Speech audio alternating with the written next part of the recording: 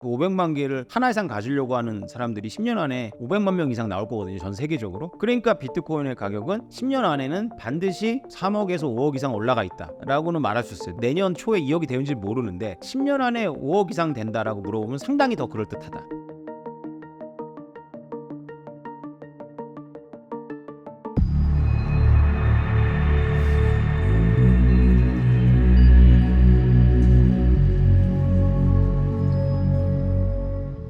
안녕하세요. 오태민입니다. 저는 2014년도에 비트코인 발견한 이후로 그 이후 10년 동안 책 쓰고 강연하고 그다음에 프로젝트 진행하고 있습니다. 비트코인 가격이 2달 동안 하락하다가 하루 만에 급등했는데요. 갑자기 왜 그런 건가요? 네, 비트코인 가격은 원래 알 수 없게 급등하기도 합니다. 이 정도를 급등이라고 할 수는 없는데 그래도 상징적으로 7만 달러를 넘었으니까 이번에 7만 달러가 완전히 확고하게 넘을지 아니면 다시 또 떨어질지는 알 수 없죠. 그럼에도 불구하고 이렇게 7만 달러를 경계로 해가지고 지금 한 대여섯 번 왔다 갔다 한 셈이 되는데 의미 있는 이제 상승이라는 생각이 듭니다. 무엇보다 며칠 전에 마운트 곡스 물량이 지갑이 움직였다 그래가지고 시장이 깜짝 놀랐었는데요. 온체인 데이터에 의하면 그것이 관리자들한테 있고 시장에 풀린 건 아니고 시장에 풀릴 계획은 당분간 없다라고 했기 때문에 그것이 이소식이 되어서 다시 올라간 거 아닌가 조심스럽게 예측을 해봅니다. 몇 달 전 마운트곡스 물량이 악재라고 하며 가격을 흔들 거라고 해주셨는데 이 물량이 풀리면 비트코인 가격이 하락할까요? 그럴 수 있죠. 왜냐하면 당연히 공급이 늘어나니까. 그러나 일각에서는 이것이 큰 물량은 아니다. 하루에 4천 개씩 그 ETF에서 흡수를 하고 있기 때문에 14만 개는 금방 흡수가 된다 이런 전망도 있는데 좋지는 않죠. 그런데 이제 긍정적으로 본다면 어떤 면이 있냐면 이런 마운트 곡스는 지난 10년 동안 우리 비트코인 세계의 치통 같은 거였어요. 잊을만 하면 이제 이게 이슈가 되고 마운트 곡스가 뉴스가 뜨기만 해도 가격이 안 좋고 이랬던 경우가 많았는데 이 불확실성 하나가 없어지는 거죠. 그럼 또 시장은 또 불확실성이 제거되면 좋아합니다. 그래서 마운트 곡스가 뭐 비트코인 가격을 붕괴시킬 만한 물량은 당연히 아니고 그러나 이게 풀리면 이제 당연히 그 절반 이상은 유동화가 될 거기 때문에 시장에는 단기적으로 안 좋겠지만 장기적으로는 굉장히 호재라고 볼 수 있죠. 이제 마운트 곡스 이슈가 해결되는 거죠. 그렇다면 단기적으로는 가격 하락이 있을 수 있지만 장기적으로는 호재가 된다는 말씀인가요? 그렇죠. 올해 이제 그 악재 두 개가 해결이 됐어요. 비트코인의 악재 두 개가 크랙 라이트 악재가 있어요. 크랙 라이트는 본인이 사토시 나카모토라고 주장한 분인데 물론 이제 우리 업계에서는 아니라는 걸 다 알고 있지만 이제 영국 법원에서 제 아니야 이렇게 해줬어요. 얼마 전에. 그래서 뭐 떠들 정도는 아니고 우리는 이미 뭐 크랙 라이트가 아니라는 거 알고 있었는데 이제 일반인들은 한 달 공부한 분들이 이제 크랙 라이트 얘기를 막 하면 막 흔들려요. 우리 같이 10년 공부한 사람들은 가만히 있는데 한 달 공부한 사람들 문제거든요. 뭐 큰일 났다, 뭐 비트코인 이제 확정된다, 뭐 그 재판의 의미를 막 엄청 부여하는데 아니라는 걸 알고 있었지만 그래도 재판부에서 이 크랙 라이트는 상습적인 거짓말쟁이다라는 걸 확정해 줬기 때문에 크랙 라이트 이슈 하나가 없어졌고요. 그것도 최근에는 별 문제가 안 됐지만 옛날에는 심각한 문제였습니다. 또 하나는 이제 그거보다 훨씬 더 심각한 마운트 곡스 문제가 해결이 되니까 이제 악재가 이제 하나 남는 겁니다. 하나가 뭐냐면 사토시 나카모토의 이제 보이지 않는 110만 개를 포함해서 이제 로스트코인 이게 당분간 단기적으로 해결될 가능성은 별로 없지만 이 악재는 앞으로 계속 두고두고 우리를 괴롭힐 겁니다. 그래서 사토시 이어로 그러니까 사토시 시절에 코인이 움직였다. 뭐 이런 뉴스가 이제 나오면 이제 열흘 정도는 힘이 없다. 비트코인이 뭐 이렇게 생각하시면 됩니다. 현재 가격이 7만 1,000달러인데 비트코인 매수하기에 좋은 시기일까요? 근데 이 가격을 지금 처음 우리가 온 것도 아니고 우리 한국은 또 그 김치 프리미엄이 있어가지고 훨씬 더 7만 달러 때 우리 1억을 넘었었잖아요. 근데 지금 우리나라 돈으로 1억이 안 됐어요. 9,700만 원 정도입니다. 그러니까 뭐 단기적으로도 그렇게 나쁜 가격은 아닌 것 같아요. 그러니까 뭐 예를 들어서 한 달만 투자해서 뭐 한 5% 내외 이득을 보겠다. 한 달에 5%면 굉장히 높은 수익률이거든요. 지금 괜찮을 것 같습니다. 근데 이제 한 달 동안 2배 뭐 이런 거는 정신 차리셔야 되고요. 비트코인은 그런 자산이 이제 아니니까 한 달에 5% 본다면 지금 나쁘지 않은데 문제는 뭐냐면 이게 라이브가 아니라 녹화 나갈 때는 또 상황 바뀌어 있을 거예요. 비트코인으로 2배 수입을 거두려면 기간이 어느 정도 걸릴까요? 2배 될 때까지 기다려야 돼. 그게 이제 올 연말이나 내년 초에는 될 가능성이 51%는 된다고 보고 있어요. 저 같은 고인물들한테 이제 질문하는 거는 통계는 당연히 챗GPT한테 물어보거나 강한극 작가 책에 보면 잘 나옵니다. 수를 가지고 얘기하시는 분이니까. 근데 저한테 그걸 물어볼 때는 이제 너의 감을 물어보는 거잖아요. 제 감으로 이제 말씀드리면 10년 동안 경험을 해보면 결국 반감기가 있는 해 연말에 오른다. 아닐 것 같아. 지금도 아닐 것 같잖아요. 4년 전에도 아닐 것 같았습니다. 똑같습니다. 제가 어디서 코치를 받았는데 오 작가가 퍼센테이지 얘기 안 하고 강하게 얘기해서 사람들 다 100%를 알아듣는다. 저도 100%라고 전제하고 얘기하는 건 아니거든요. 100%는 없습니다. 미래에 대해서. 그러니까 이제 51%의 확률이라면 여러 번 주사위를 하면 반드시 이기는 거잖아요. 한 번은 질 수 있습니다. 49%인데. 근데 51%의 확률로 10번 주사위 놀이를 한다거나 동전 놀이를 하면 이기거든요. 그런 마인드로 이제 말씀드리는 거죠.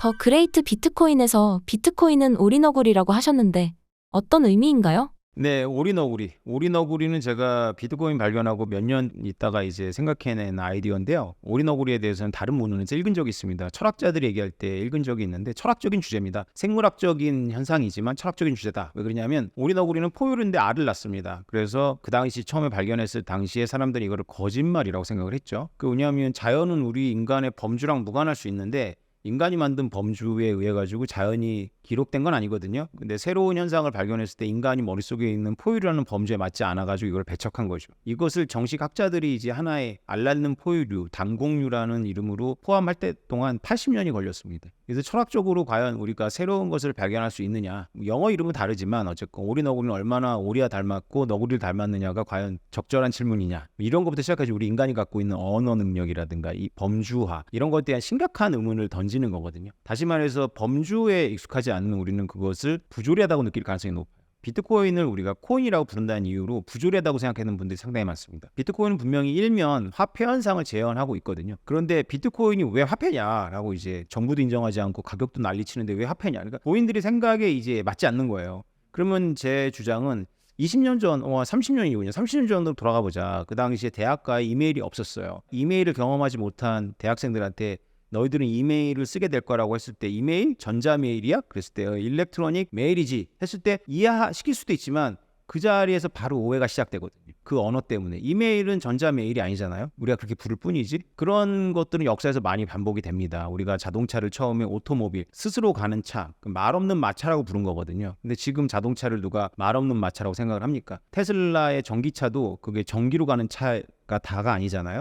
근데 우리가 그 내연기관이냐 하이브리드냐 전기차냐라고 하는 범주 때는 그게 의미가 있지만 전기차가 이제 만들어내는 모빌리티 세상에서는 그 의미를 훨씬 뛰어넘거든요. 그런 상상력을 우리가 제약을 하죠. 인터넷을 만약에 이메일이라는 그런 직관적인 언어로 이해를 해버리면 인터넷이 만들어낼 미래가 상상이 안 되는 거죠. 어떻게 이메일이 전자 쇼핑을 만들어내고 전자 오락을 만들어내고 SNS를 만들어냅니까? 전혀 별개의 시스템이라고 봐야 되거든요. 마찬가지입니다. 비트코인이 일부 화폐 현상을 지원하고 있지만 경제학자 생각하는 화폐하고는 거리가 있고요. 그래서 존재할 수 없는 것이 아니라 오리너구리처럼 새로운 범주고 그리고 그 새로운 범주에 우리가 모르는 미지의 가능성들이 엄청나게 많다는 거죠.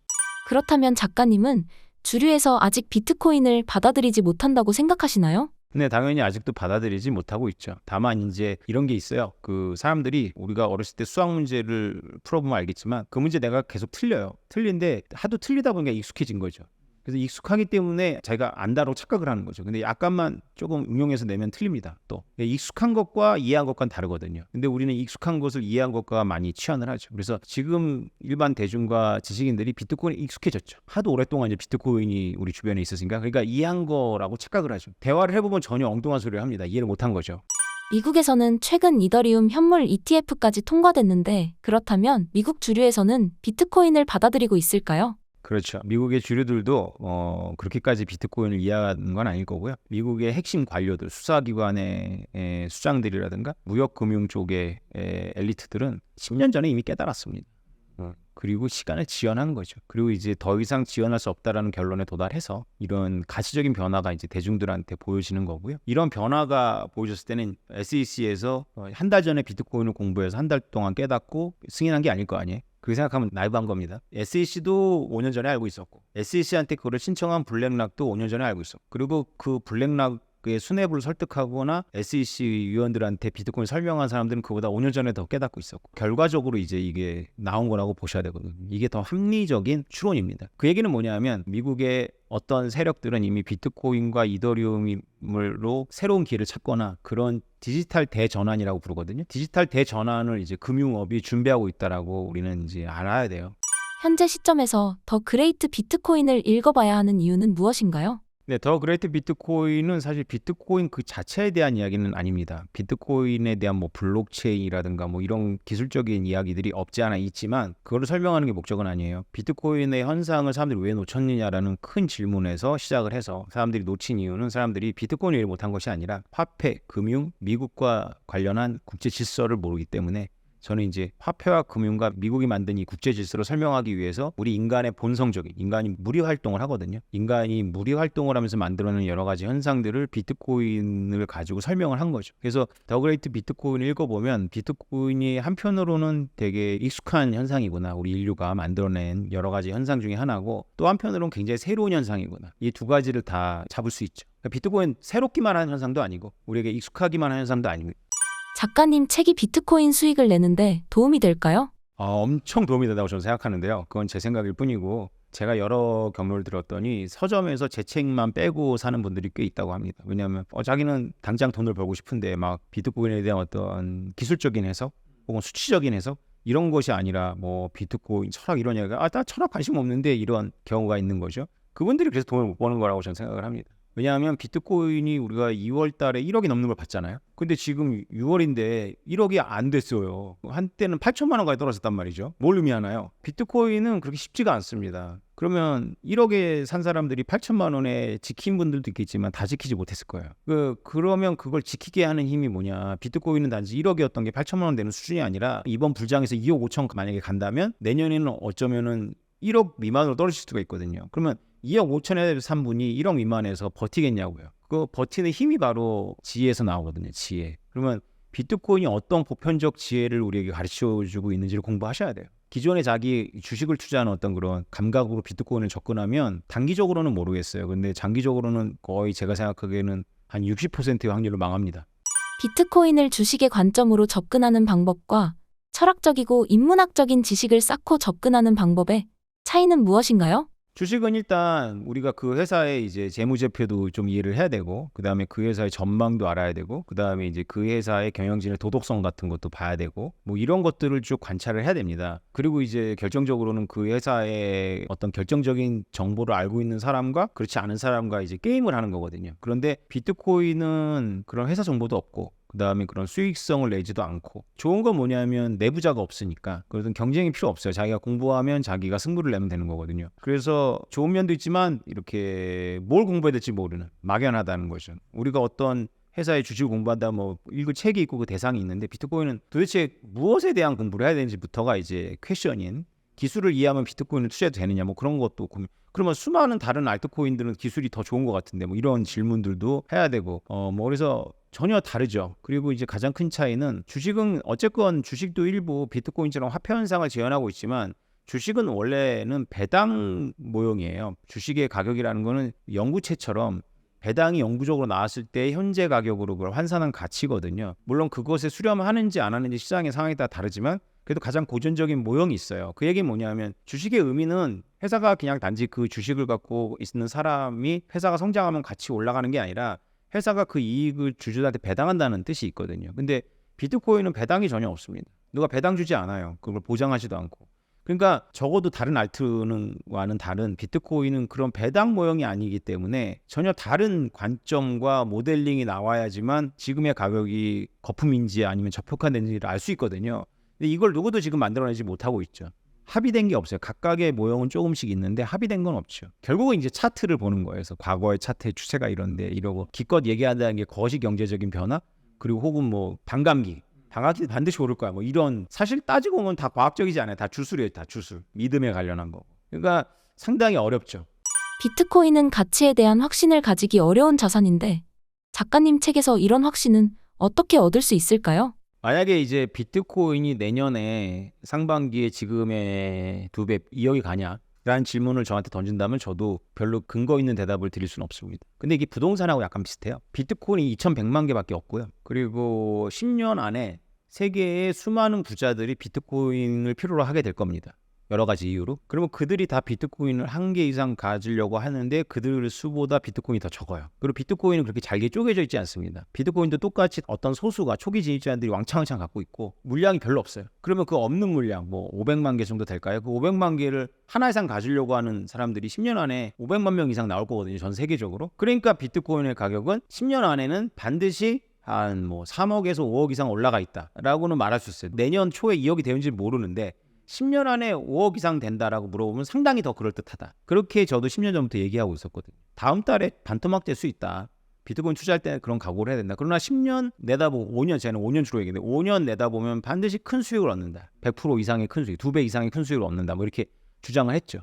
지금부터 작가님의 책으로 비트코인을 공부한다면 늦지 않을까요? 그 질문을 진짜 많이 받는데요. 늘 늦었습니다. 비트코인은. 그래서 상대적인 거죠. 2014년도에 제가 비트코인 발견했을 때 제가 느낀 거는 뭐냐면 너무 늦었다 였습니다. 당시 비트코인 50만 원이었습니다. 네. 제가 1년만 빨리 발견해서 10만 원 미만에 잡을 수 있었고요. 2년만 먼저 발견했어도 10,000원 미만에 잡을 수 있었습니다. 그러니까 너무 늦은 거죠. 그러니까 지금 비트코인을 공부한다. 오태민 같은 사람에 비해서는 아주 늦은 거죠. 그런데 경쟁 상대를 저로 생각하시면 안 돼요. 지금도 비트코인을 외면하는 사람들이 훨씬 더 많습니다. 그들에 비해서는 과연 늦었을까요? 그럼 그들이 지금 외면하고 있다고 앞으로도 영원히 외면할까요? 아닐걸요. 여러분들보다 한참 뒤에 비트코인을 발견하고 살 수밖에 없는 상황으로 몰릴 겁니다. 비트코인 가격이 올라가게 되면 사람들이 살 수밖에 없는 상황에 몰리는 걸까요? 사람들은 공포와 탐욕의 지배를 받죠, 기본적으로. 그래서 다른 사람이 선택한 자산을 선택합니다. 사실은 우리가 어떤 자산이 내재적으로 우월하거나 열등하다라고 말하기가 되게 어려워요. 그러니까 예를 들어서 삼성 스마트폰이 LG 스마트폰을 이기고 다른 뭐 여타의 폰들을 다 누르고 석권할 거다라는 거를 미리 알기는 어렵습니다. 근데 지금 와서 봤을 때 삼성 스마트폰을 대체할 수 있느냐, 다른 업체가. 그거는 거의 힘들 거예요. 그거 마찬가지입니다. 사람들은 남들이 선택한 걸 선택하거든요. 비트코인은 그 고비를 여러 번 넘었기 때문에 비트코인을 다른 자산에 대체하기 되게 어렵습니다. 그래서 결국은 비트코인이 지금보다 덩치가 5배 되고 10배 되면 많은 사람들은 다른 이유로 뭐 10배나 100배 이익 때문이 아니라 여타의 이유로 비트코인을 선택할 수밖에 없죠. 현재 반감기 모습이 과거의 모습과 비슷한가요? 굉장히 비싸게 흘러갑니다. 반감기 전 1년 동안 한 2배 정도 올랐었고요. 그게 그대로 실현이 됐고 지난 가을부터 미친 듯이 올랐었습니다. 지난해 가을이 좋았죠. 지난해 가을에 아마 5천만 원대 여러분이 비트코인 사주셨을 거예요. 그보다 좀 더 서둘렀다면 한 3천만 원대 가능했을 겁니다. 그게 이제 지금 1억이 다 됐고요. 1억이 넘은 적도 있지만 또 떨어졌으니까.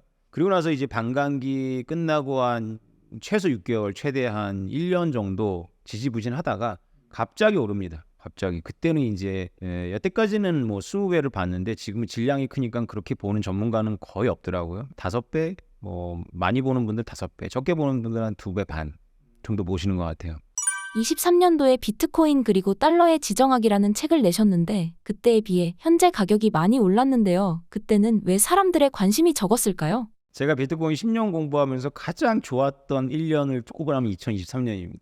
2024년의 그래프는 아름답습니다. 비트코인 폭락 안 하고 그냥 2배 반이 그대로 됐고요. 1년 동안 계속 올랐습니다. 거의 꾸준하게 올랐어요. 폭락하지 않고. 너무 놀라웠죠. 그러니까 사실은 비트코인의 가장 평화로운 여름이었다. 2023년은. 그런데 2024년은 그렇지 않을 거라고 저는 예상해요. 왜냐하면 막상 이제 사람들이 다 주목하는 반감기도 있고 물론 연초부터 희소식이 들려왔죠. ETF 승인이라는 비트코인. 그런데 사람들을 속였어요. 한 달 동안 가격이 지지부진하고 떨어졌습니다. 그래서 사람 속더라고요.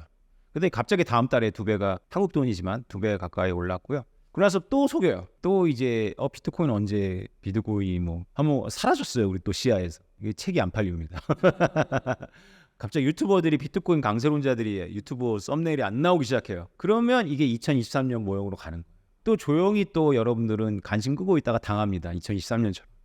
올해 초에 가격이 많이 올라서 이번 반감기는 다르다는 의견이 많은데요.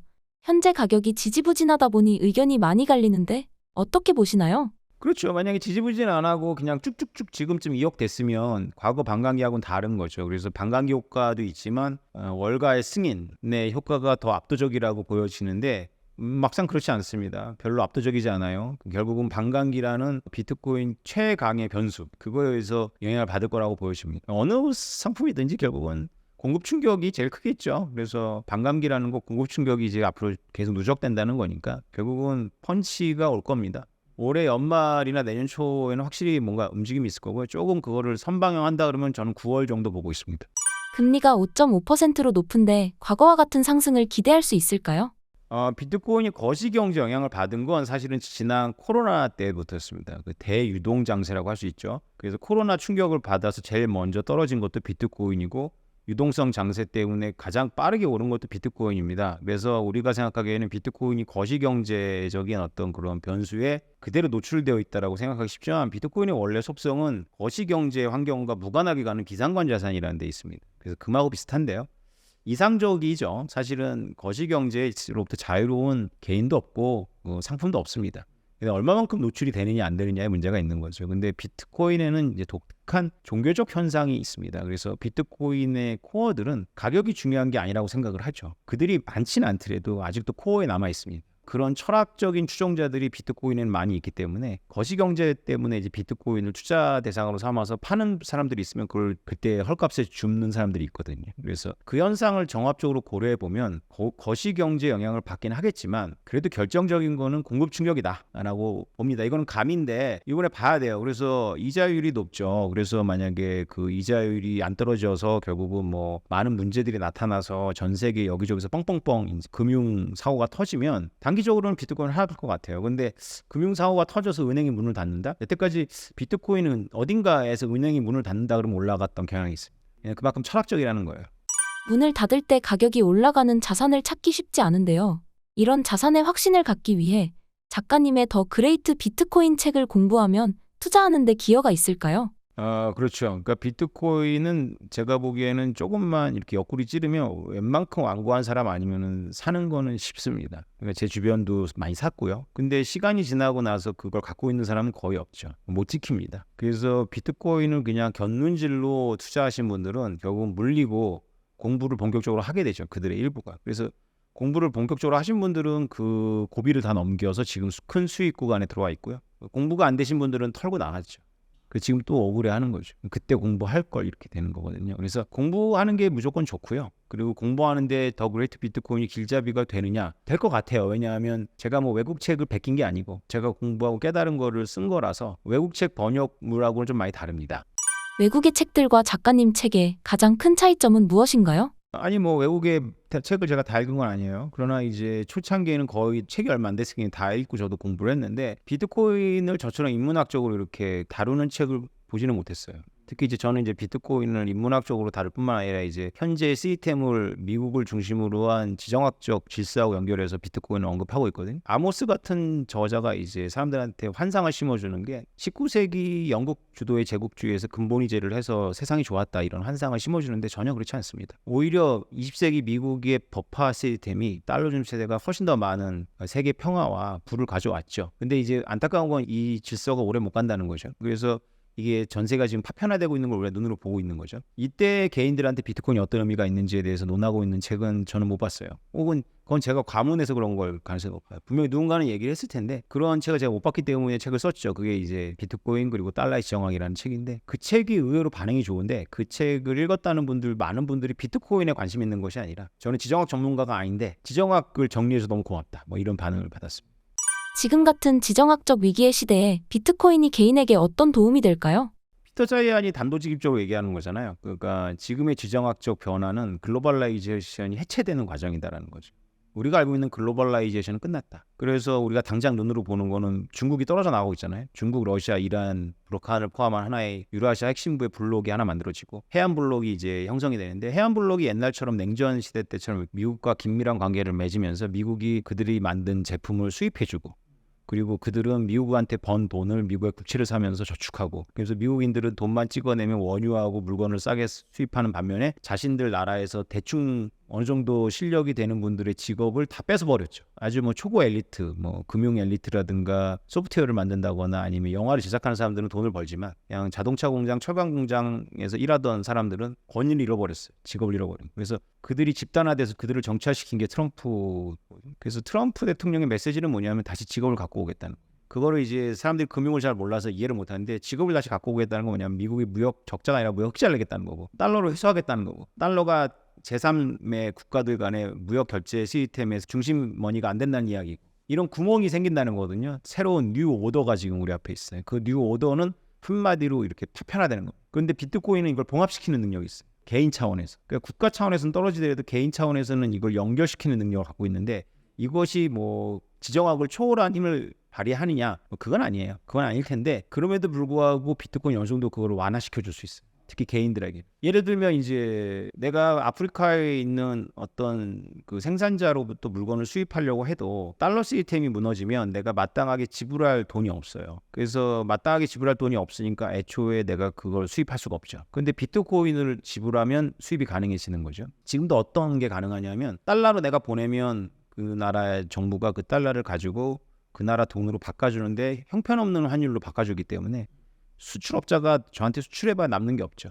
그래서 그냥 비트코인을 쏴달라는 경우가 있습니다. 지금도. 그래서 비트코인을 받아서 비트코인채로 환전을 안 하고 또 그 생산자도 그 비트코인으로 임금을 주거나 그 비트코인을 가지고 자기가 만드는 물건의 비용으로 쓰는 거죠. 이런 경제가 서서히 전 세계로 퍼져나가고 있거든요. 그런 근거들은 매우 많습니다. 그러나 이제 이게 뭐 달러를 대체할 만큼 지금 아직 강력한 어떤 그런 형상은 아닌데 달러의 종말이라고 하는 게 달러가 영원히 된다는 뜻이 아니거든요. 달러가 어느 날 그 미국하고 무역하지 않는 지금은 미국하고 무역을 하지 않는 나라들 간의 무역 결제 화폐가 달러입니다. 근데 이게 어느 순간 이제 달러가 아닌 게 돼버리는 그런 단절이 오게 되면 유력한 대안이 필요한데 유력한 대안이 아마 비트코인 기반의 무엇일 거예요.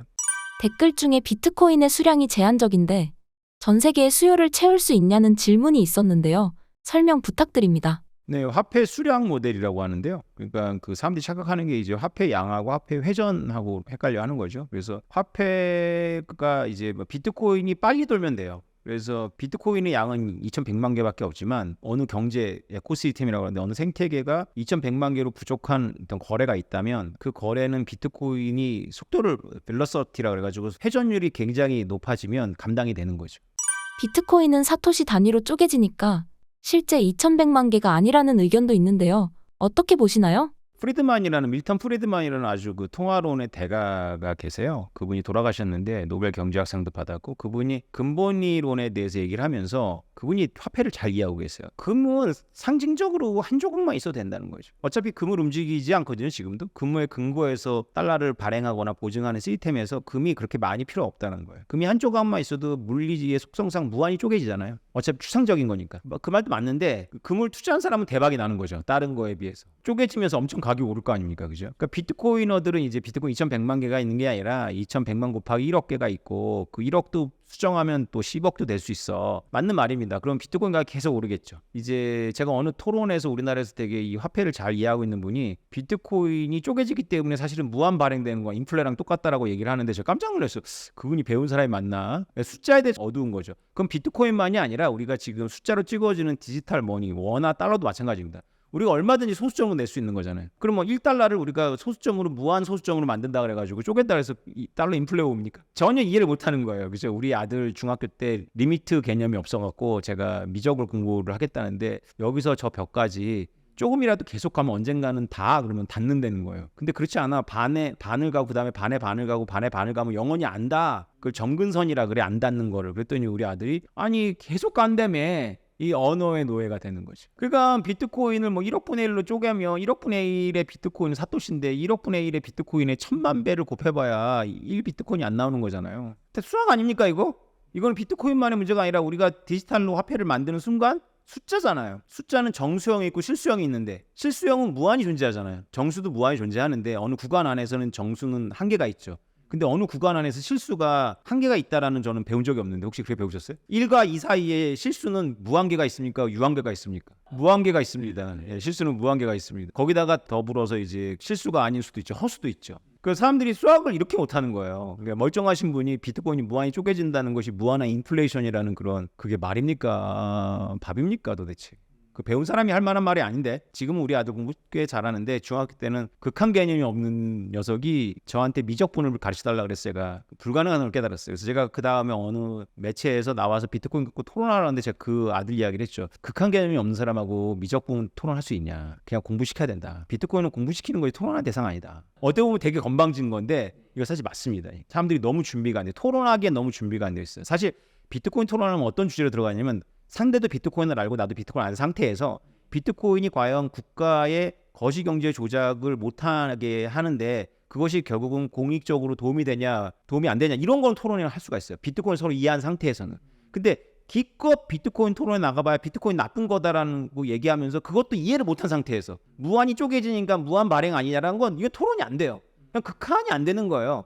그러니까 그 극한이 안 된 중딩이하고 무슨 미적분을 갖고 토론합니까? 토론이라는 거는 극한도 알고 미적분도 안 상태에서 그래서 이 비트코인이 우리 인류에게 공공의 복지에 도움이 되냐? 총합은 도움이 안 돼. 개인들한테 도움이 되는데 총합적으로는 도움이 안 된다. 혹은 뭐 개인한테 도움이 되고 총합적으로 도움이 된다. 개인한테도 결국은 도움이 안 되고 총합적으로 도움이 안 된다. 뭐 이런 걸 가지고 토론해야 되는데 이런 토론 보셨어요? 비트코이너들은 무조건 좋다는 거예요. 무조건 개인한테도 좋고 사회도 좋고 비트코인은 모든 질병을 치료한다는 거예요. 미친 인간들이에요. 그 인간들이 바로. 그런 게 어디 있습니까? 그런 게 어디 있어요? 인류가 만든 것 중에 그런 게 어디 있어요? 핵 기술은 개인한테도 좋고 사회 전체로 좋나요? 그렇지 않잖아요.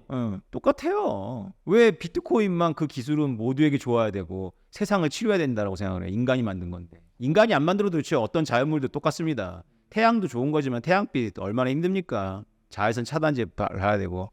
비트코인은 개인에게 좋을 수 있지만 공공을 위한 사회적으로는 부정적으로 보고 계신 건가요?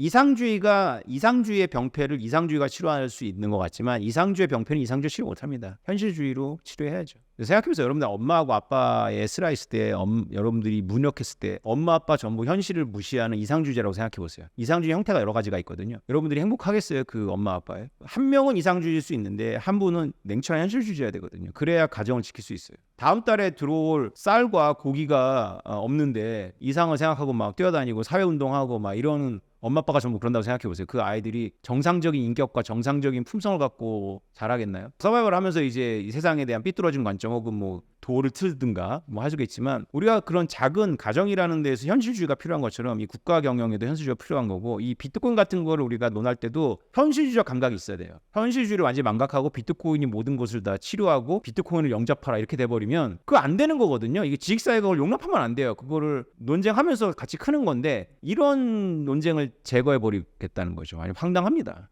비트코인이 가지고 있는 대표적인 부작용이 있을까요? 첫 번째, 비트코인은 현재 그 미국 중심의 그 브레튼 우드 시스템의 해체를 가속화시킵니다. 사실 미국이 달러만 가지고 이제 먹고 산다라고 볼 수 있잖아요. 잘 모르는 분들은 미국의 최대의 수출품이 달러다 이런 얘기를 했지만 사실은 냉정하게 지난 80년의 질서를 돌이켜보면 인류 역사상 미국 같은 제국은 없었다. 보통 제국은 채권자입니다. 채권자. 근데 미국은 채무자잖아요.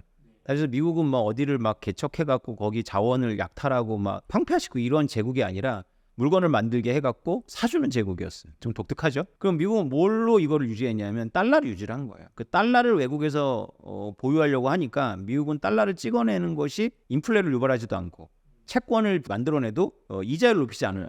보통의 나라들은 채권을 무한정 발행하면 이자율이 높아지기 때문에 경기가 수축돼 버립니다. 근데 미국은 인플레도 안 일어나고 게다가 이자율도 적절한 선에서 유지가 되도록 외국에서 달러를 보유하거나 채권을 보유해 준 거예요. 그럼 미국은 외국한테 어떤 서비스를 했냐면 항행의 자유를 보호했어요. 냉전 시대 때도 웬만하면 소련이 다른 나라랑 무역하는 배를 미국이 바다의 왕초라 그래가지고 막지 않았어요. 왜냐하면 이 항행의 자유라는 것은 보편적인 질서이기 때문에 이걸 한번 위반을 하면 혼란이 오거든요. 특별한 경우가 있죠. 북한의 미사일을 실은 배를 갖다가 납포한 경우도 있고 그다음에 미국이 아닌데 제3의 나라들이 서로 재판하면서 미국 법원에 갖고 와서 승소한 채권자의 재산을 배를 차압해갖고 배를 경매에 붙여가지고 해준 적도 있어요. 그런 특별한 예외가 아니면 그냥 배는 바다에서 자유롭게 다녔어요. 해적과 어떤 자기가 지나고 있는 인근 국가의 해군에 의해서 납포될 염려 없다라는 거. 이게 바로 미국이 만든 오더입니다. 왜냐하면 2차 세계대전 이전에 바로 대항해 시대의 시절을 우리가 살고 있는데 대항해 시절에라는 게 뭐냐면 지중해가 아니라 대서양을 돌아서 아프리카 희망봉을 넘어가고 아시아로 진출하면서 후추하고 뭐 이런 걸 무역하는 시대거든요. 이 대항해 시대는 카리비안 해적이라는 영화 기억나시죠? 거기 주인공 저는 1부를 봤는데 2편, 3편은 안 봤습니다. 1편이 너무 재밌게 만들었고 고증이 너무 확실한 영화라서 제가 많이 추천하는데 그 주인공이 한때 군인이었고 상인이었고 해적이잖아요. 그죠? 이게 정확하게 대항해 시대 때의 뱃사람들의 정체성입니다. 그들은 해적이자 군인이자 상인이에요. 심지어 유럽에서는 설악선 제도를 운영했어요. 설악선이 뭐냐면 해적인데 면허를 주는 거예요. 그래서 자기네 나라 배를 해적질을 하면 사용에 취하지만 남의 나라 배를 해적질하면은 영웅이 되는 거죠. 실제로 그래가지고 영국의 드레이커라는 유명한 해적이 무적함대, 스페인의 무적함대하고 한판 붙었을 때 선봉에 서가지고 잘 싸웠어요. 영웅이 됐는데 엘리자베스 여왕 때 싸움 도중에 저기 군수품을 실은 배가 있으니까 전선을 이탈해서 약탈하러 왔어요. 해적이잖아요. 유전자는 해적인 거야. 네. 이런 웃지 못할 일도 있지만 어찌 싸움도 잘하는 거죠. 그래서 군인과 상인과 해적이라는 정체성이 순식간에 왔다 갔다 하는 거예요. 이게 바로 대항해 시대의 어떤 그런 정체성이라서 1800년대에 해적을 사략선 제도를 서로 하지 말자.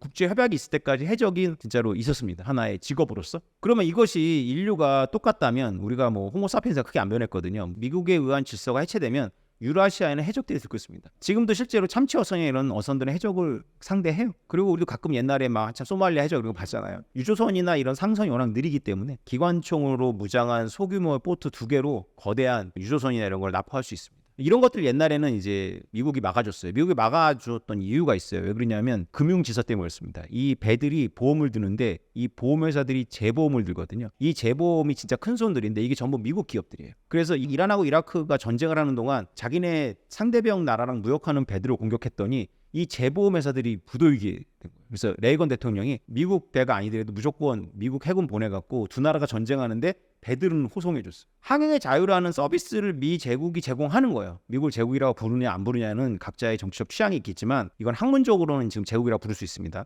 그래서 미국 제국이 이 항행의 자유를 제공하면서 미국은 달러를 유지했는데 이게 이 수명이 다했어요. 비트코인 무관합니다. 올해 어떤 일이 벌어지고 있냐면 미국의 이 1년 예산이 있거든요. 1년 예산의 대충 절반은 인타이틀먼트라고 그래가지고 꼭 써야 될 게 지정되어 있어요. 그게 뭐냐면은 노인연금, 의료보험 이런 거거든요. 이런 거는 늘리지도 못하고 줄이지도 못해요. 그러나서 나머지 절반의 반을 뭐에 쓰냐면 국방비로 써요. 8천억 원 정도 됩니다. 8천억 원, 9천억 원 정도 되는데 나머지 그러면 절반은 뭐예요? 그러니까 4분의 1이죠. 나머지 4분의 1은 채권에 대한 이자로 나갑니다. 근데 이게 2035년쯤에 역전된다. 미국이 채권에 대한 이자로 지불하는 돈이 국방비보다 넘어서는 게 35년으로 예측했었는데 이게 앞당겨지다가 이자를 높였잖아요. 올해 역전됐어요. 올해 2024년에. 이게 역전이 일회적인지 아니면 이게 영구적인지는 몰라요. 그러면 미국은 이제 기로에 씁니다. 국방비를 대폭 줄이거나 아니면 미친 듯이 채권을 더 발행해야 돼요. 미친 듯이 채권을 더 발행하면 이자가 더 늘어나는데 문제는 미국에 대해서 흑자를 내고 있는 중국을 필두로 미국 채권을 또 무한정 사줘야 되는데 안 사주거든요. 그래서 미국에 있는 국방 서비스가 중단이 될 거예요. 이게 피터 자연의 이론이고 이게 우리가 지금 트럼프 현상에서 간접적으로 보고 있는 거거든요. 그런데 비트코인은 뭐예요? 만약에 사람들이 무역 결제로 비트코인을 쓴다면 달러를 더 매집을 안 할 거 아니에요. 그럼 이거 가속화시키죠. 그래서 비트코이너들, 아모스를 비롯한 비트코인 이론가들한테 없는 개념이 뭐냐면 그들은 합리적인 인간을 전제하고 정부는 방해만 하는 존재라고 생각하기 때문에 정부의 서비스를 무시해요. 특히 제국의 서비스, 항행의 자유를 보장하고 무역이 기반이 되는 항공모함은 무시하죠. 비트코인이 만약에 근간 통화가 되면 제3의 국가들이 무역할 때 비트코인으로 무역을 하면 미국이 세금을 뜯어야 돼요. 세금을 뜯어야 되죠. 그럼 미국이 그걸 하겠냐? 안 해요. 미국은 노골적인 제국주의를 싫어합니다. 그래서 2차 대전 동안 지금까지 누렸던 우리는 제국 아닌 제국이었던 거예요. 제국주의를 부정하는 제국이 가능했던 거예요. 달러라는 아주 독특한 시스템 때문에. 이 천재들이 만든 거죠. 달러 자체는 덱스터 화이트나 케인즈가 만든 게 아니지만 달러를 기반으로 한 브레튼 우드 시스템은 덱스터 화이트하고 케인즈가 만든 거고 닉슨 때 파산이 됐지만 케인즈가 살려가지고 페트로달러로 바꾼 거거든요. 금이 아니라 석유로. 그래서 유지가 되고 있는데 지금 이게 다 흔들리고 있는데 비트코인 이제 마지막 라스트 스트롱 거죠. 땅 하면 이제 대안이 나왔으니까 달러를 안 써. 그러면 처음에는 좋아요. 왜냐하면 미국한테 세금 안 내니까. 왜 세금 안 내? 어느 순간 이제 이런 걸 맞이하게 될 거예요. 이제 원거리 무역은 없어져요. 다 중개 무역해야 돼. 우리는 유럽한테 물건 못 사고 중국을 통해서 사야 되고요. 중동에 석유를 못 들여오고 인도나 이란을 통해서 들여와야 되고. 옆 나라하고 무역해야 돼. 옆 나라하고. 원거리에 불가능합니다. 미국이 제공하던 항행의 자유와 군사력 지원 등이 없어지기 때문인가요? 그렇죠. 그러니까 2차 세계대전이 끝나고 나서 인류 역사에서 어떤 특이점이 발생했냐면 미국 산업시설, 미국의 해군력을 빼놓고 다 망해버린 거예요. 영국 해군, 영국은 미국한테 무기를 갖고 와야 되기 때문에 영국이 갖고 있었던 서방부의 항만시설과 그런 걸 전부 미국한테 넘겼어요. 99년 뭐 이렇게 넘긴 거거든요. 그리고 일본은 미국하고 했다가 해군력이 작살났잖아요.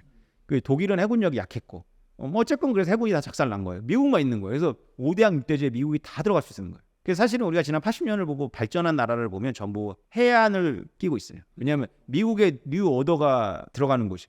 그래서 해안을 중심으로 발전한 거죠. 우리가 인도양에서는 인도가 왕초일 수밖에 없잖아요. 그러니까 해군력이라는 게 우리가 바다는 사람이 못 살아요. 그래서 바다에 나가서 배를 타면 싸울 수 있는 게 아니라 그 배 모항이 있어야 돼요. 우리나라가 만약에 인도양에 가서 싸우는데 우리나라 모항이 만약에 그 주변에 없으면 우리는 아무리 훌륭한 배를 항공모함을 보내도 망합니다. 결국은 지치게 되어 있고 에너지 떨어지고 병사들도 지치거든요. 그럼 기다리면 돼요. 기다리면 어느 항구에 되면 그때 이제 도살하면 되는 거거든. 그래서 원양 해군을 만든다는 건 놀라운 기술이 있어야 되는데 원양 해군을 운영한다는 거는 사실 식민지를 운영하거나 아니면 동맹을 유지해야 되는 거예요. 왜냐하면 그 내가 멀리 보낸 배가 현지에서 물자하고 병사를 조달할 수 있는 항구가 필요한 거예요. 그 항구 주변에 안전이 확보돼야 돼요.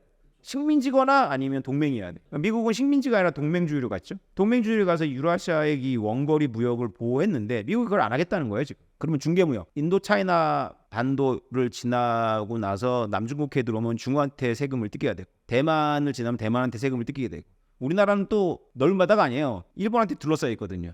일본한테 봉쇄당할 수 있습니다. 일본한테 세금을 뜯겨야 되고 우리나라 입장에서는 또 인도 지날 때 인도한테 세금을 내야 되는 거죠. 말씀하신 세금이라는 게 앞바다 지나갈 때 지켜줄 테니까 세금을 내라는 의미인가요?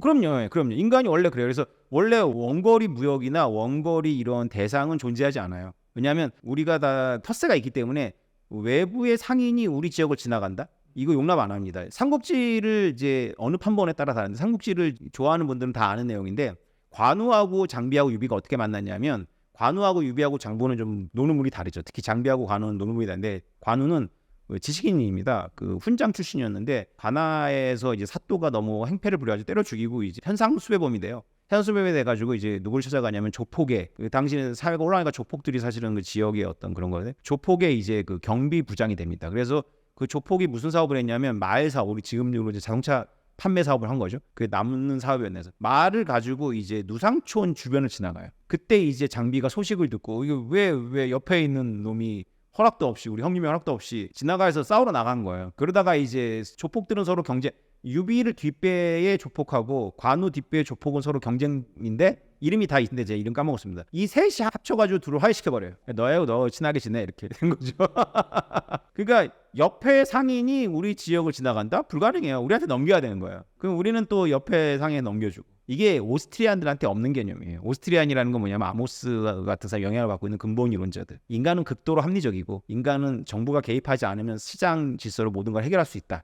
이런 이제 낭만적 이상주의자들의 리버테리안하는 거기서 많이 비트코이너들이 철학을 갖고 왔죠. 그래서 그들이 틀려요. 현실과 무관해요. 판타지를 갖고 있는 거죠. 판타지를.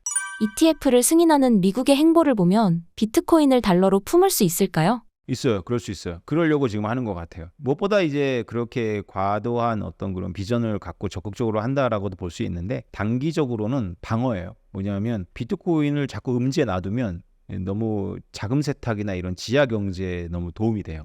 오히려 금융기업들이 대신 사서 고객 대신 많이 관리를 하면 대체로 노출이 됩니다. 물론 이제 절대로 이런 주류 이미 노출되어 있는 그런 주소하고 섞이지 않는 비트코인들도 존재할 거예요. 음지에서 음지로 도는 거죠. 예를 들어서 매춘으로 번 돈으로 마약 사고, 마약으로 번 돈으로 매춘하고, 매춘으로 번 돈으로 마약 사고, 총기 사고 이렇게만 돌면 그거는 양지로 안 나오죠. 근데 만약에 마약이나 매춘업자나 총기업자라 하더라도 결국 여행을 가야 되고 비즈니스를 해야 되고 애 학교를 보내려고 돈을 버는 거라면 결국 양지 경제가 나오잖아요.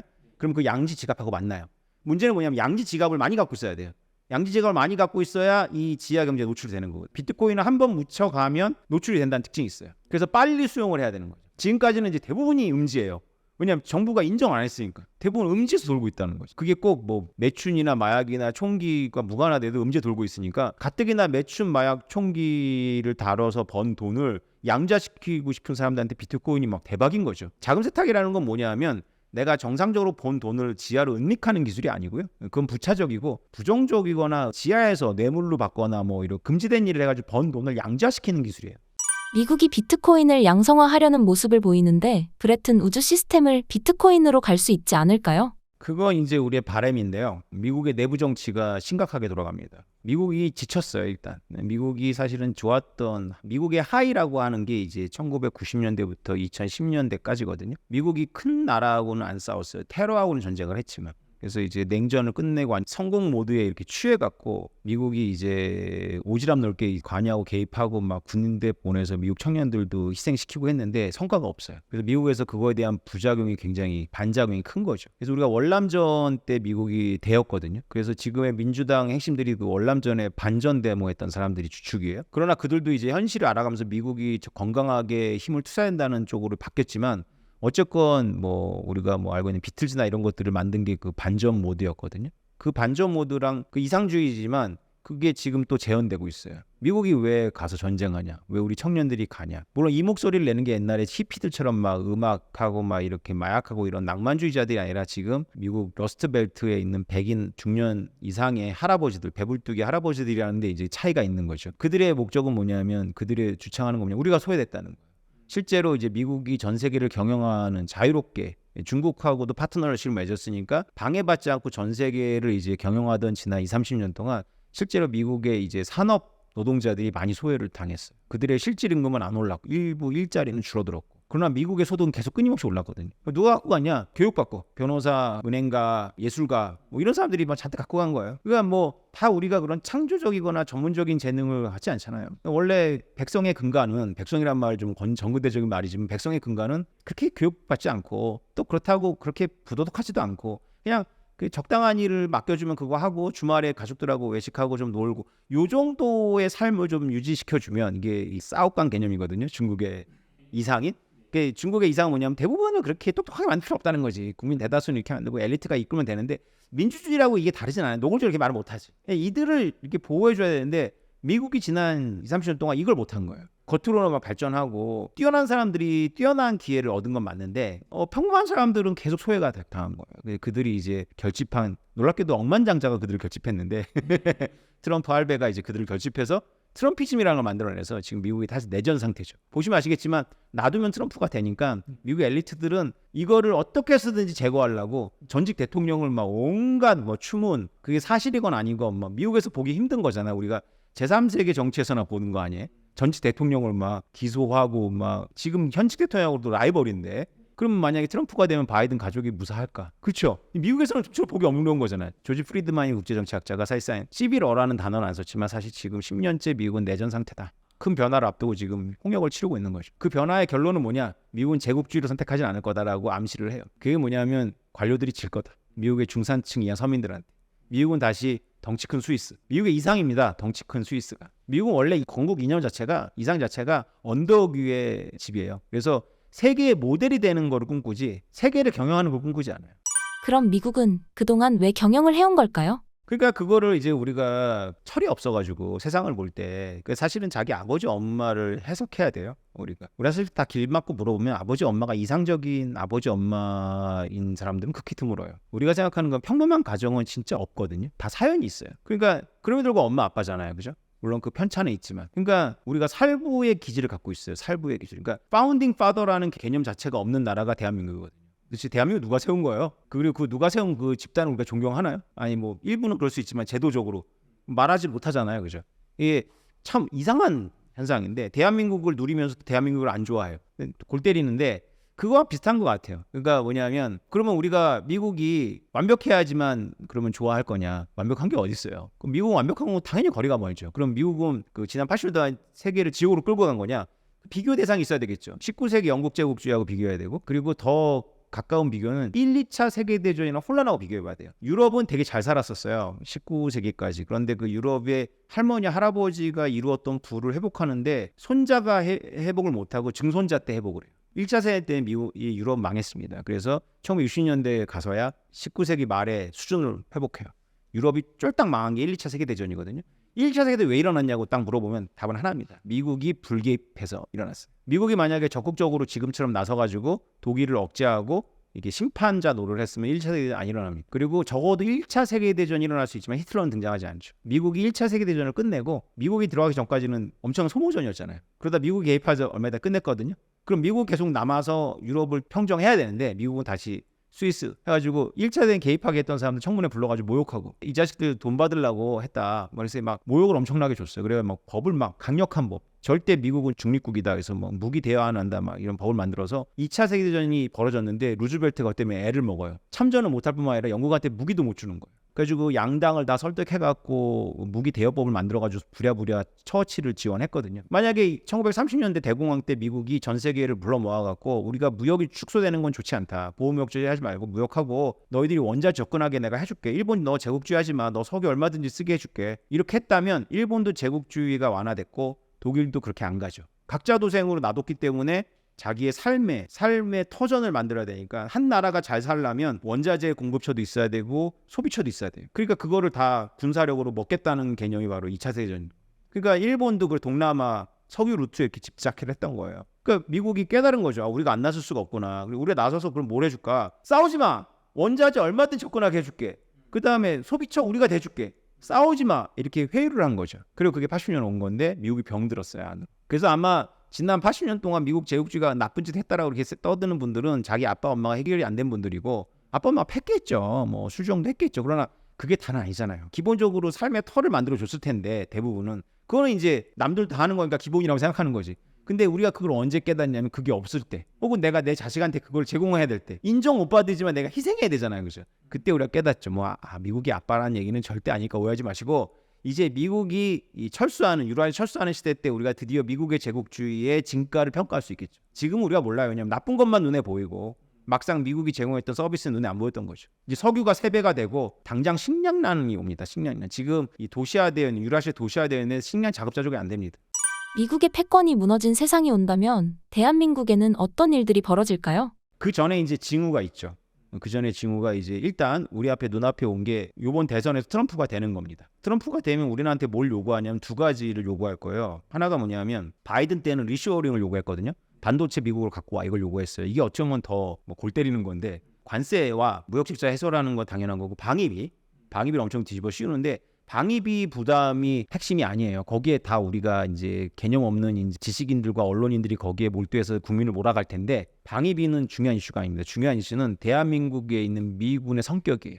대한민국에 있는 미군의 성격을 전략 기동군으로 할 것이냐 북박이군으로 할 것이냐에 대한 이제 본격적인 논의가 있을 거고요. 트럼프는 아마 전략 기동군으로 이제 관철할 겁니다. 전략 기동군이라는 건 뭐냐면 중국과 대만과의 갈등이 있을 때 주한미군 빼갖고 박는다는 거예요. 우리가 그렇게 반대하고 있었건데 사실 일본에 있는 주한미군이 전략 기동군. 일본에 있는 미군이 바로 베트남의 주력군이었어요. 베트남 전쟁 때. 우리로서는 상상할 수가 없죠. 실제로 박정희 대통령 때 그렇게 압박을 해서 우리가 선택한 카드가 뭐냐면 우리나라 군인을 보낸 거예요. 미군 여기다 둬. 우리가 갈게 이렇게 된 거거든요. 이런 역사 잘 모르죠. 돈 벌러 갔다 이렇게 알고 있는 거예요. 우리나라에 있는 주한미 한국군이 아니라 주한미군의 성격을 북박이로 묶어놓고 싶어요. 한국은. 근데 미국은 한국 한반도에 북박이군이 너무 많다고 생각해요. 있더라도 전략적으로 기동시키고 싶어요. 그래서 일본에 있는 주한미군의 주력은 해병대하고 공군이고요. 우리나라는 전통적으로 육군이죠. 근데 미국이 이걸 요구를 할 거예요. 전략기동군으로 바꿀 거다. 그리고 우리 한미동맹이니까 우리가 미국 중국 싸우면 너희들 말로라도 싸운다고 얘기해야 돼. 그 자백을 시킬 거예요 아마. 지금 거기까지는 안 하고 있죠. 우리 특수상하는데 트럼프는 성격이 있잖아요. 아니 한미동맹이라며 트럼프는 트윗에서 그렇게 얘기할 거예요. 한미동맹이라며 그러면 내가 니네 나라 싸우면 간다면 너도 우리나라 싸우면 완다고 말을 해 대통령 네가. 이렇게 할 겁니다. 이제 한국의 내전이겠죠. 한국이 이제 그걸 놓고 한국 내부가 합의 못 찾을 거예요. 제 예상은 엄청난 지적 철학적 사상적 충돌이 발생할 거예요. 미래의 중국과 미국 중 양자택일을 해야 한다면 어떤 선택을 해야 할까요? 미국이 우리한테 요구하고 있는 건 중국과 미국 사이의 선택이 아닐 거라는 게 이제 우리의 비극이죠. 미국이 우리한테 요구하는 건 이제 이미 조짐이 오바마 2기 때부터 나타났는데 우리한테 일본하고 친해질 것을 요구하고 있거든요. 그 얘기 뭐냐면 미국은 서태평양의 파트너로 일본을 정했어요. 그래서 한국은 미국 질서 안에서 앞으로 무역이나 금융을 하려면 일본하고 친해야 돼요. 그래서 한국의 사상적 어려움은 뭐냐면 친일이냐 친중 사이에서 결정입니다. 미국의 힘이 이제 투사가 안 돼요. 미국의 힘이 투사가 안 된다는 거를 제일 잘 알고 있는 게 그 네다냐후 이스라엘 총리잖아요. 여러분 보시기에 네다냐후 총리가 미국 말 듣는 것 같아요, 안 듣는 것 같아요? 옛날하고 상상할 수가 없어요. 오바마 2기 때 그 중동에서 철수를 시작했거든요. 그러면서 그거를 멋있게 리밸런싱. 그게 뭐냐면 바로 중동을 버리고 대중국 봉쇄로 들어가는 거거든요. 그걸 트럼프 때 이제 말로 했지만 트럼프는 오히려 친중적이었어요. 바이든 때는 이제 말은 친중적인데 뭐 친일도 아니죠. 원투펀치 바이든이 다 날려온 거죠. 이건 그러니까 어쩔 수 없는 대세라고 봐야 돼요. 그럼 미국은 이제 동맹주의거든요. 그래서 미국은 총독부를 만들어서 총독이 직할 통치하고 이런 제국주의하고 잘 안 맞아요. 동맹 우선주의. 동맹이 해라. 동맹주의라는 게 딱 말씀드리면 미국하고 지금 우크라이나 동맹이 아니지만 우크라이나 보면 딱 압니다. 뭐냐면 우크라이나에 미국이 무기 보내고 돈 보내고 다 하지만 군인 안 보내잖아요. 이것도 어떻게 결정된 거냐면 처음에는 미국이 알았어요. 러시아가 칠 거를 여러 정보망으로. 다른 데는 다 틀렸고 미국 정보국만 맞았습니다. 젤렌스키 대통령한테 피난을 권유했어요. 젤렌스키 대통령이 키예프에서 피난하지 않고 싸우니까 미국이 감동해갖고 물자를 대주기 시작한 거예요. 생션을 하고. 그러니까 네가 의지가 있으면 네가 싸워. 대신 나는 무기는 대줄게. 이게 미국이 전형적으로 루즈벨트 때 영국에 대해서 요구한 거거든요. 그러다가 이제 미국도 진주만 때 딱 맞고 들어간 거예요. 그러니까 일본이 멍청하게 진주만을 때림으로써 많은 문제를 스스로 해결한 거죠. 그때 처칠은 화장실 문 닫고 웃었다는, 대놓고 웃을 수 없잖아요. 자기 우방이 얻어 터졌는데. 근데 처칠이 그렇게 오매불망한 미국의 개입이 시작된 거죠. 그런 충격이, 진주만 같은 충격이, 미국의 적들이 멍청하게 미국 본토를 공격하지 않는 한 미국은 아마 대만부터 그럴 가능성이 높은데 후원은 해줄 거예요. 네가 싸워라. 그 싸우르지가 없으면 미국은 아마 철수할 거예요. 포기할 수 있어요. 왜냐면 대만이라는 지역이 미국한테 중요한 건 아니거든요. 일본하고 한국한테 중요해요. 지도 보면 알아요. 우리나라의 물류가, 특히 석유가 다 대만 주변을 지나오죠. 거기에 중국의 힘이 투사된다면 이제 우리는 이제 중국한테 엎드려야 되는데 그걸 용납 못하는 나라가 있죠. 우리는 할 수 있지만 일본은 안 합니다. 일본하고 중국이 붙을 거예요. 대만은 또 일본하고 친합니다. 한국은 중국에게 굽힐 수 있지만 일본은 안 되는 이유가 뭘까요?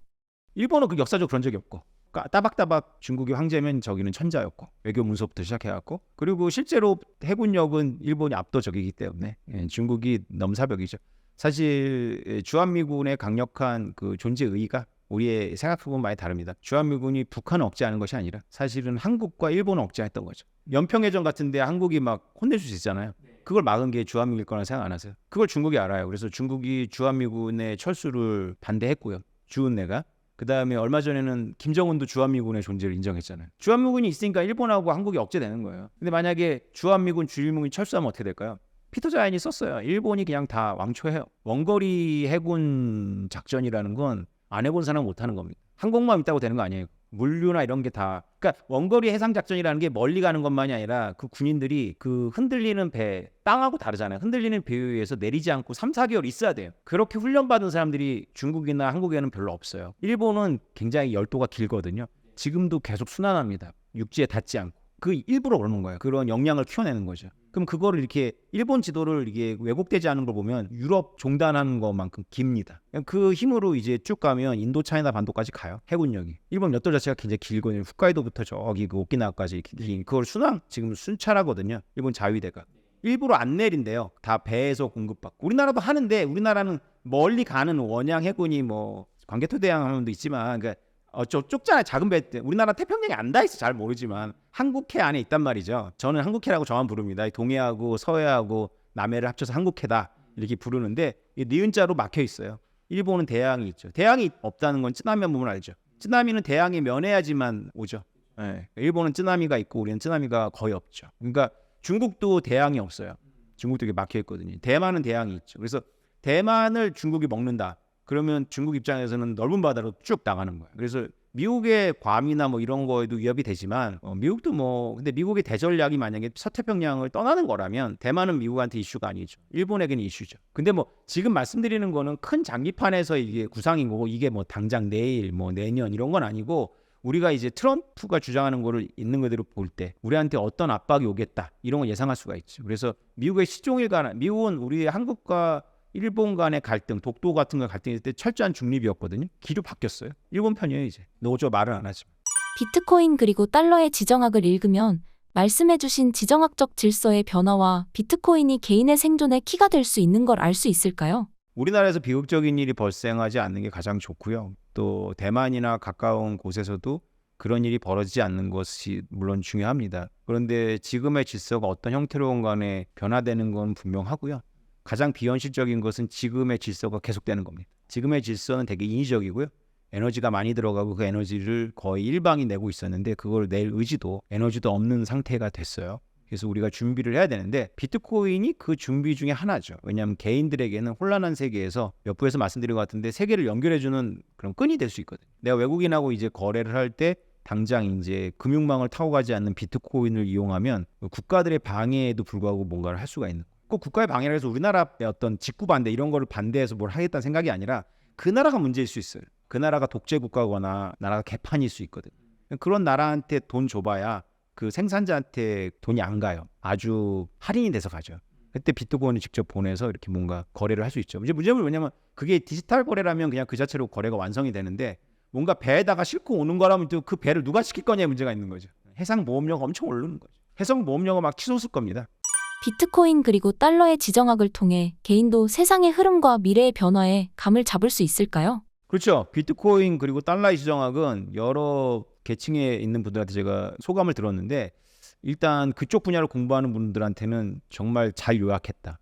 한눈에 딱 일목에 요약했다. 그리고 비트코인에 대해서 생각해 보게 됐다. 이런 관점으로. 그다음에 원래 비트코인을 알고 있는 분들은 그 책을 통해서 이 비트코인이 이런 맥락에서 고민해야 되는구나. 이런 스케일이구나. 비트코인의 스케일이 되게 장대하네. 이런 생각을 하게 되죠. 근데 이제 부작용이 있어요. 비트코인 그리고 달러의 지정을 읽고 나면 잠을 못 잡니다. 두려움에 떨어서 잠을 못 자고 이제 가족을 생각하면 이제 빨리 비트코인을 사야 되겠다는 강박에 시달릴 수도 있어요. 좀 겁을 주는 내용이 없지 않아 있죠. 그렇다면 어떻게 공부하면 좋을까요? 그러니까 비트코인 달러의 지정학도 그렇고 더 그레이트 비트코인도 그렇고 여러분들이 보시면 여러분들에게 정보를 준다기보다는 뷰를 주는 겁니다. 세상을 보는 뷰. 왜냐하면 비트코인을 제가 10년 전에 떠들었을 때 제 주변 지인들이 비트코인을 거의 선택하지 않았어요. 그러면 제가 맞았잖아요. 뭐 맞았다고 잘난 체할 문제는 아니고 운일 수도 있는데 그러면 도대체 오태민은 어떻게 저렇게 맞았지? 그러면 뭐 비트코인의 문제일까요? 그게 아니라 그들이 가지고 있는 어떤 그런 세계관이 뭔가 현실하고 안 맞았던 거고 제가 비트코인을 발견했던 어떤 세계관이 현실하고 맞았던 거예요. 그러면 드디어 이제 비트코인을 발견한 오태민이 가지고 있는 세계관을 한 번이라도 들여다볼 요량이 생긴 거죠. 그래서 그들한테 세계관을 제시한 거예요. 그게 이제 비트코인 달러의 지정학이고 더 그레이트 비트코인의 책입니다. 비트코인이 한국의 사회나 경제에 도움이 되는 방향으로 흘러가고 있나요? 비트코인은 국가한테는 안 좋아요. 뭔가 통제를 하려고 하잖아요, 관료들은. 그들한테는 난리가 난 거죠. 통제할 수 없는 이제 화폐가 등장을 했으니까 국가와 화폐와의 경쟁에서 국가가 완전히 틀어잡았거든요. 그게 이제 금을 없앤 거죠, 화폐에서. 옛날엔 금이 화폐였죠. 그런데 이제 그 경쟁에서 다시 밀리는 거죠. 금이 아니라 이제 새로운 디지털 쪼가리한테. 그러니까 관료들이 이제 처음에는 무시, 그다음에 혐오, 그러다가 지금 이제 놀라는 단계죠. 더 그레이트 비트코인에서 비트코인이 리보금리의 담보가 될 수 있다고 해주셨는데요.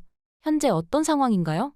그게 뭐 대놓고 비트코인을 이름물에 담보물을 쓰겠다는 거는 저도 들은 바가 없고요. 이제 JP모건이 블록체인을 그런 식으로 이용하겠다. 비트코인이 아니라 블록체인. 쉽게 말하면 JP모건이 만든 어떤 코인일 거예요. 그게 코인으로 부르지 않겠죠. 블록체인에는 그런 능력이 있죠. 실제로 가치물이 만약에 전자적으로 존재한다면 그거를 보낼 수 있습니다. 그냥 지금까지는 비트코인이 발명되기 전까지는 가치물을 보내는 것이 아니라 그 가치물에 대한 증권을 보내는 거죠. 그래서 그 증권을 가져온 사람한테 금을 내주거나 진짜 화폐를 내주거나 아니면 진짜 주식을 내줘야 되는데 비트코인은 그런 게 없잖아요. 그 자체가 가잖아요. 그래서 그 자체가 가서 상대방이 그걸 점유할 수 있다는 게 굉장히 비트코인의 큰 장점인데 이걸 응용해갖고 은행 간의 어떤 정산 담보물로 삼을 수 있죠. 예를 들어서 이제 그 특별인증권, 우리가 SDR이라는 것도 비트코인 같은 속성으로 부여를 해서 만들면 지금보다 훨씬 더 신뢰성을 얻을 거예요. 근데 그렇게 할 리가 없죠. IMF가 미쳐가지고 뭐 SDR을 블록체인으로 만들어가지고 서버를 공개해가지고 남들이 다 SDR을 캐게 만든다. 그러면 제2의 비트코인이 IMF가 만든 비트코인이 탄생하는 거예요. 그럼 이제 IMF도 그 수량을 마음대로 늘리거나 줄일 수 없죠. 그럼 이제 달러에 대한 대항마가 되는 거예요, SDR이. 근데 SDR이 왜 지금까지 달러에 대한 대항마가 못 됐냐면 IMF가 미국을 압도하거나 중국을 압도할 수 있을까요? 해군 한 명 없는 IMF가? 뭐 불가능하거든. 이더리움 ETF가 승인되었는데 앞으로 알트코인과 기업형 블록체인의 변화는 어떻게 될까요? 네, 이더리움 ETF는 진짜 느닷없고 충격적이었죠. 대부분은 올해는 힘들지 않을까 생각을 했는데 갑자기 분위기가 바뀌더니 결국은 통과를 했습니다. 이더리움의 ETF 승인은 비트코인하고는 의미가 상당히 달라요. 이더리움은 사실은 쓸모를 지향하고 나온 블록체인이에요. 지금까지 뭐 별다른 쓸모를 보여주진 않았고 이상한 쓸모를 많이 보여줬죠. 그러나 결국은 이런 이상한 쓸모들을 통해서 우리의 의식주의 문제를 해결하는 솔루션이 될 거라고 봅니다. 그것이 이제 이더리움이 앞장을 쓰겠지만 이더리움이 그 시장을 다 먹느냐라고 물어본다면 그렇진 않을 거예요. 그럼에도 불구하고 이더리움은 지금 사면 좋을 것 같아요.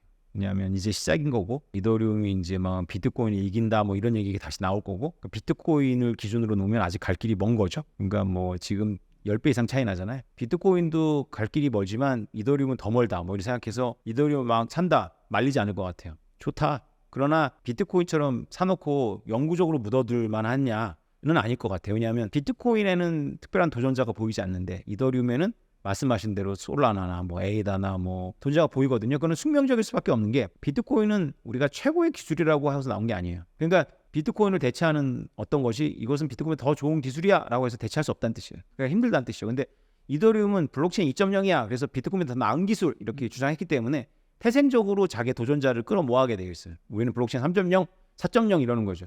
우리는 자세한 거 몰라요. 근데 대충 들어보면 무슨 모르는 외계어들이지만 어쨌건 더 좋은 것 같아. 이더리움보다. 그럼 뭐 쏠릴 수 있고 벤처 캐피탈도 투자할 수 있죠. 제2의 이더리움이 아무러면서 승부는 이제 뭐냐면 비트코인은 우리의 의식 속에서 비트코인이 차지하고 있는 거에 승부가 난 거라고 저는 보고 있어요. 우리는 비트코인을 지칭하는 데 쓰지만 다른 알트코인 모두를 합쳐서 블록체인 코인을 지칭하는 데도 비트코인을 쓰거든요. 이 비트코인이 가장 큰 힘이에요. 근데 이더리움은 그것만으로는 부족할 거예요. 이더리움은 실제로 쓸모를 보여줘야 되는데 다른 어떤 코인이 나타나서 진짜 쓸모를 보여준다면 이더리움 위태로워지기. 그럴 수 있는 시간이 5년에서 10년 남은 것 같아요. 그 전까지는 열심히 이더리움 긁어 모아도 된다라는 게 이제 저희 주장이고요. 이더리움은 얼마든지 뒤집어질 수 있다. 5년이나 10년의 시간을 두고 누구한테 뒤집어지냐면 솔라나나 에이드한테 뒤집어질 가능성보다는 구글, 삼성전자, 애플, 아마존, 메타 이들에 의해서 뒤집어질 가능성이 높아요.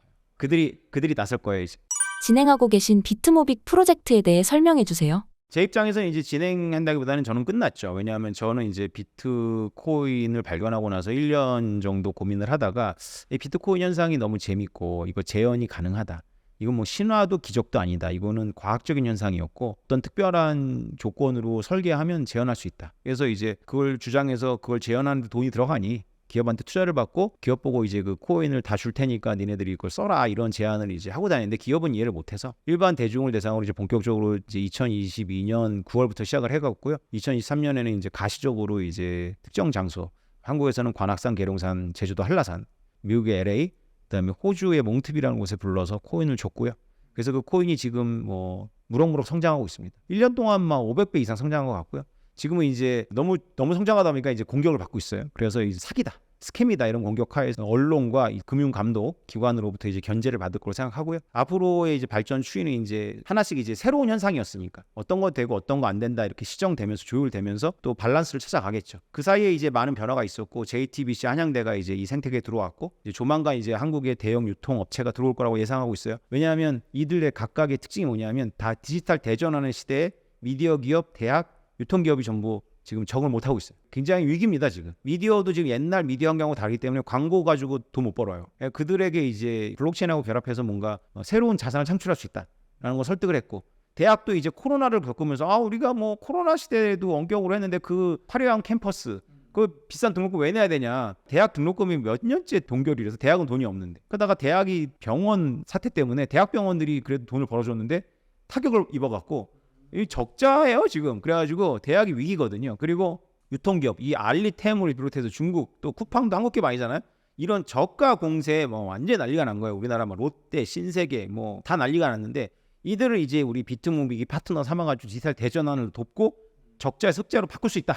그런 그림하에 이제 막 들어오는 거죠. 그래서 이 상당히 진척이 많이 됐고 JTBC도 이미 본격적으로 저희랑 같이 하는 프로젝트를 시작했고 한양대학교도 이번에 최고의 과정을 만들었는데 학비는 돈으로 받고 수료하면 비트모빅으로 리펀드를 해주는 프로그램에 보통 AMP 과정이 사람이 잘 안 모이거든요. 모이면 전부 다 합격인데 여기는 잘라냈어요. 절반. 너무 응시생이 많아가지고. 그래서 이런 가시적인 걸 보여주고 있으니까 이제 이 프로젝트는 앞으로 순항을 할 텐데 이제 가장 큰 위기는 혁신에 무관심한 한국의 언론과 규제 기관들이 혁신 그런 거 우리 관심 없고 우리는 때려잡는 거야. 우리는 문제되면 안 돼. 나중에 피해자 나오면 어떡할 때 이제 피해자 없는데 나중에 혹시나 피해자 때문에 다 그만둬 뭐 이런 논리들과 이제 철학적으로 사상적으로 또 법적으로 이제 악유해 가면서 또 이제 새로운 발전해 나갑니다. 저는 서서히 이제 발을 떼고 있어요. 재선을 떠났고 저는 성공했기 때문에 저는 화폐 현상을 재현하는 걸로 이미 성공을 했고 앞으로 이것이 기업형 블록체인으로 발전하는 건 이제 생태계의 저력 그다음에 이제 이거를 많이 받은 JTBC 한양대 어떤 유통기업의 몫이겠죠. 자기네들의 코인인가 알아서 이제 잘 키우지 않을까 생각을 하고 있습니다. 네. 마지막으로 신사임당 시청자분들께 한 말씀 부탁드립니다. 네, 이렇게 초대해 주시고 긴 시간 동안 들어주셔서 감사합니다. 비트코인이 정말 비띵인데요.